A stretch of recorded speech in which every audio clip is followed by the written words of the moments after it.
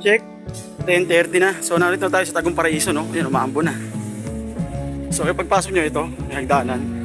Tapos makikita nyo na kagad yung ano nila rito. Meron na silang ano, bago cottage. Parang Bali style. Ito yung hagdanan pababa. Ganda ng view rito, ano? Talagang solid. Sa 100 pesos nyo na entrance, 50 sa bata, ma-enjoy nyo na itong Tagum Paraiso na to dito sa Montalban. Baba tayo. Bali, ang pool nga pala rito, dalawa lang. Yan. Yun, no? Pagbaba pa lang, ang ganda na ng mga, ano, tubong araw mo. Mga halaman. Yan. 300, 500 yung cottage nila, sabi ni Sir, yung may-ari. Okay. Pagbaba mo rito, makita mo yung view rito ng Wawa. Meron na silang Bali style, ano, cottage. Pwede na siguro mag-overnight dito. Yan, maambo na. So ito na, malapit na tayo sa swimming pool nila. Yun, ang swimming pool nila. Ito na. 5 feet dyan. Nakakaganda. 5 feet.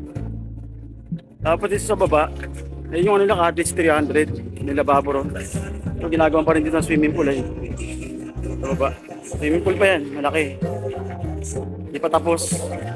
Dati hindi pa, ano yan eh, gawan, pumunta tayo. Ngayon maganda na. Nalagyan ng tubig yan, natapos na maganda yan. Okay, dito tayo sa kabila. Ito nga pa rin Tagum Paraiso dito sa Montalban. Talagang napakaganda. Nakaka-relax, mura-mura lang. Malapit lang. Kung naghahanap kayo ng gantong ano, resort, yan, pang family. Ay, meron ka palang tao rito. Nagtitent sila. Puro overnight yan. Yan.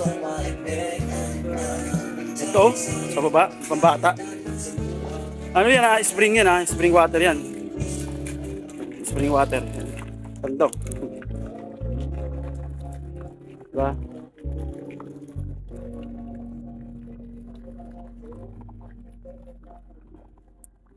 Maambon pa yung effect natin.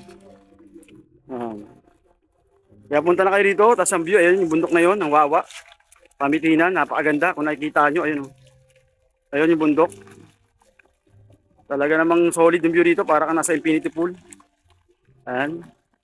Nandiyan yung page nila, ilalagay natin mamaya sa ano, baba, yung link nila.